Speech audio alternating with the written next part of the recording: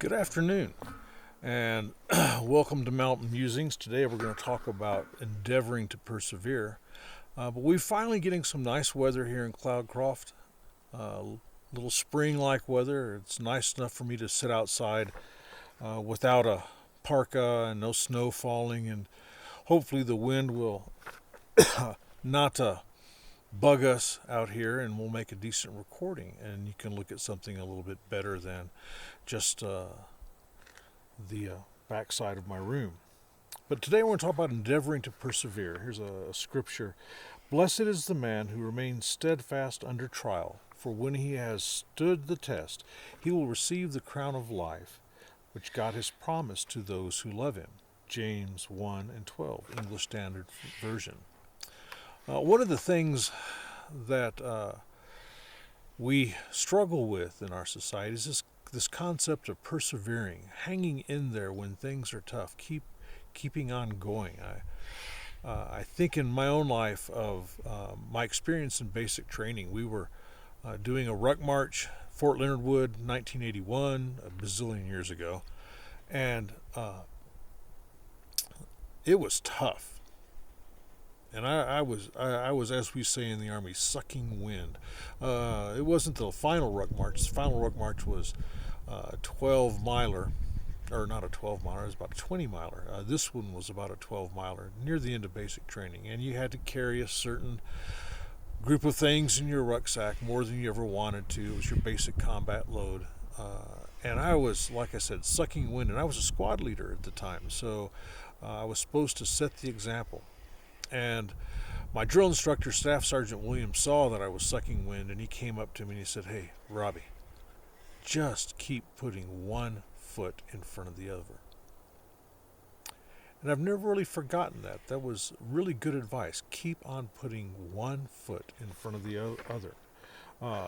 Ruck marches at that time in the Army were a crucial test. You had to pass them.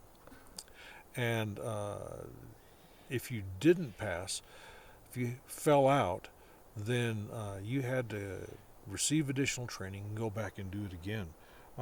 And they were designed to be hard. They were designed to be tough. They were designed to test your mettle as a soldier. The Army wanted to see what you were made of.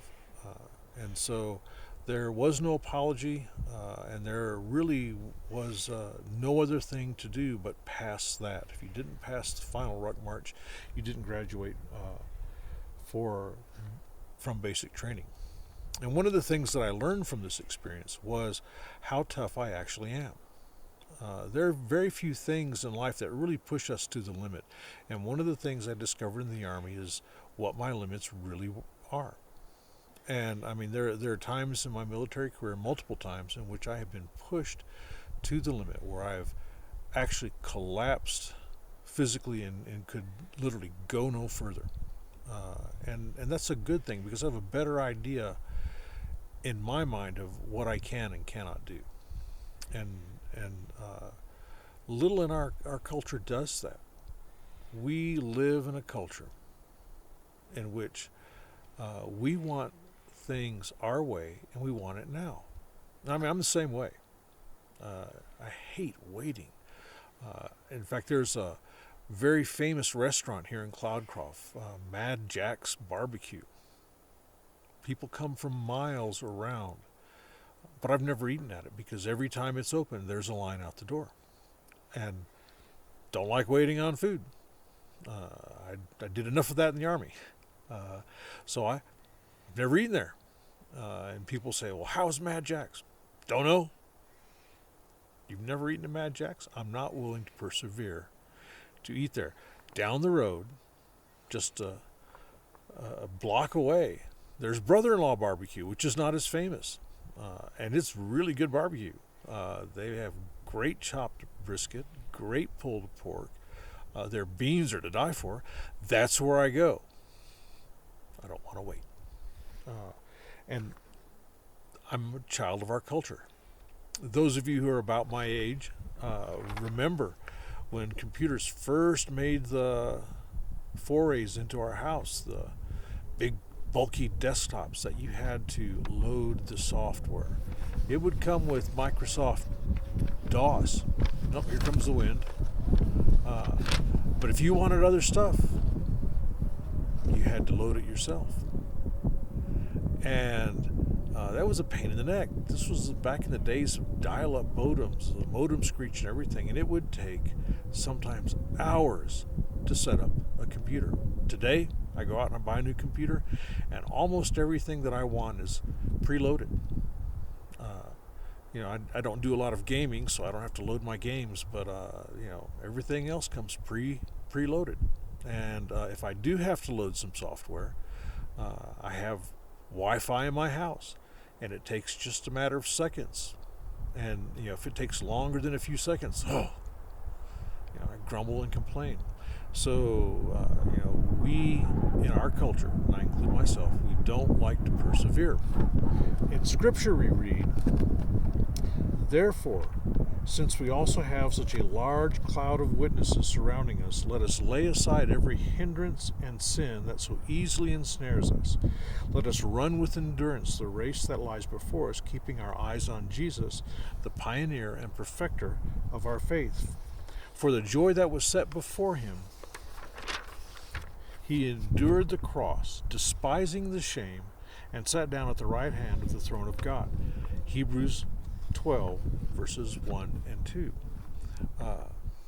The Bible is just full, chock full, as they say, of men and women who persevered through tough times. David, Abraham, Moses, Elijah and Elisha, the apostles, Peter and Paul, John.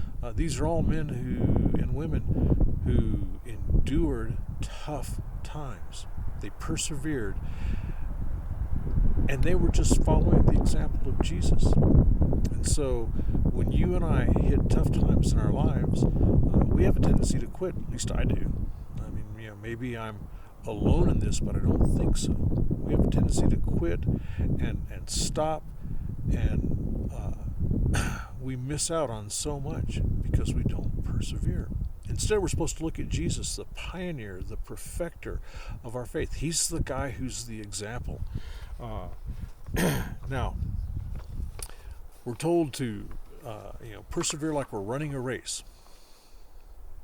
And the picture that the writer paints is this idea of a marathon.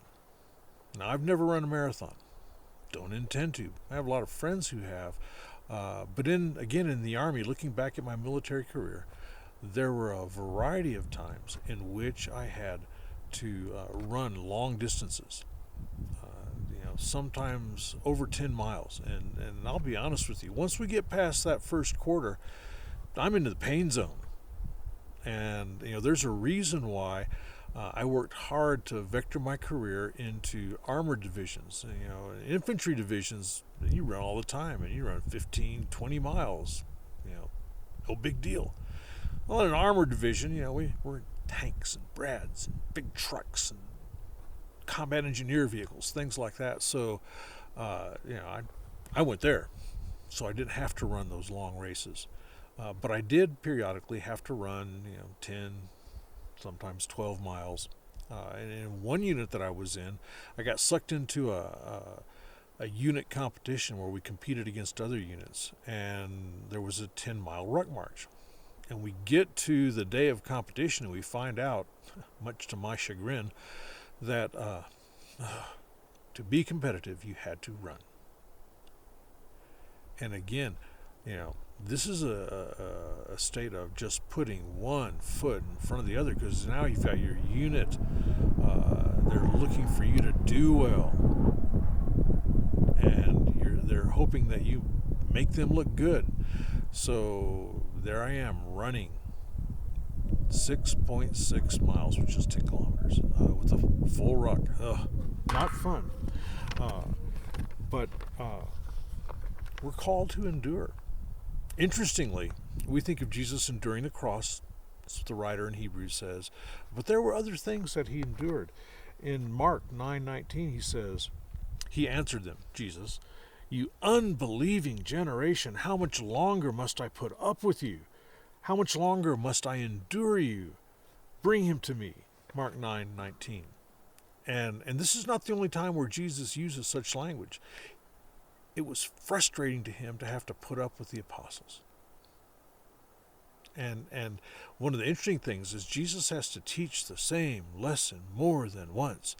And a lot of times the apostles just don't get it. I mean, Gethsemane, you would think, they get it by now. They've been with him for several years. They've followed him. They've been taught. And what do? They fall asleep. But he doesn't cast them aside. And that's the point that I want to make. In Galatians, Paul writes, "And let us not grow weary of doing good, for in due season we will reap if we do not give up." Jesus didn't give up. He hung in there with the apostles. He taught them over and over, and hung in there. And eventually, the apostles get it. After the crucifixion, after the indwelling of the Spirit, we see the apostles starting to make progress. They go out and they start doing things. They start seeing success. They start enduring the hardship. They're looking at Jesus, the pioneer and perfecter of the faith, and they're starting to get it. And that's one of the things that I think is important for you and I. In James, hang with me in this, "Count it all joy, my brothers, when you meet trials of various kinds." Count it all joy. I don't know about you, but when I have a tough time in my life, I tend to be kind of grumpy. And James here is saying, hey, count it joy. "For you know that the testing of your faith produces steadfastness, and let steadfastness have its full effect, that you may be perfect and complete, lacking in nothing." See, James understands. He watched his brother Jesus, half-brother really, but he watched his brother Jesus go through this, and James learned, and he understood, okay, that if we hang in there, if we persevere, if we continue to do the right thing, the rewards are great. Like I said, I've never run a marathon, but I'm told that crossing the finish line is just almost an ecstatic experience, because you've endured and you know that you're at least going to get the t-shirt, if not a medal. And so James is saying, hang in there, persevere, count it as joy. Count it as joy when you have trials. Looking back, my experience with Staff Sergeant Williams, behind every ruck march, there's a truck. And if you fall out, truck picks you up, carries you back to your headquarters area, back to the barracks. And it's called the Sick, Lame, and Lazy Truck. And trust me, in the Army, we give people who fall out a hard time. They endure ridicule. God's not like that. It says in Isaiah 42:3, "A bruised reed he will not break, a smoldering wick he will not quench. He will faithfully bring forth justice." The idea here is that God understands. Jesus is our advocate. God understands that things get tough and it's hard, and he does not give up on us. A bruised reed he will not break. So when you're in the midst, and maybe you do give up and you quit early, don't despair. God is patient. Jesus, even though he was frustrated with the apostles, he was patient and he endured with them. God will endure with you. We serve a patient and loving Father, and he understands our pain. He understands our suffering. In 1 Peter, it says, "In this you rejoice, though now for a little while, if necessary, you will have been grieved by various trials, so that the tested genuineness of your faith, more precious than gold, that perishes though it is tested by fire, may be found to result in praise and glory and honor at the revelation of Christ." So, when we hang in there, our faith is strengthened. We become stronger. When we persevere, when we, spiritually speaking, put one foot in front of the other, continue walking, continue moving forward, our faith is strengthened. Our faith is made better and it's more precious than gold. So, I'm not sure what you're going through in your life, but I'm certain you're going through something. We all have various trials and tribulations that come our way. So whatever you're going through, count it as joy, knowing that if you continue putting one foot in front of the other, your faith will mature and grow. And always remember, God looks at the end game. He understands if you have a moment of failure. He understands if things don't work out quite the way they should. He is patient and kind and loving. He won't give up on you. And unlike the army, he won't ridicule you. He'll work with you and make things better. So I hope you have persevered through this windy truck driving by. It's my first attempt at being outside. The weather is just absolutely gorgeous. It's a cool day, bright and sunny. Now you might be able to hear the birds. But if you've persevered through the end, I encourage you, go to my website, onazimuth.com or onazimuth.blog, and look at what I wrote. Down at the bottom, you'll find some questions for further thought. Give them a look-see and kind of focus and think about what it means for you to continue to put one foot in front of the other. As always, thank you, and I cherish your comments and your thoughts and likes or dislikes. They help me be better.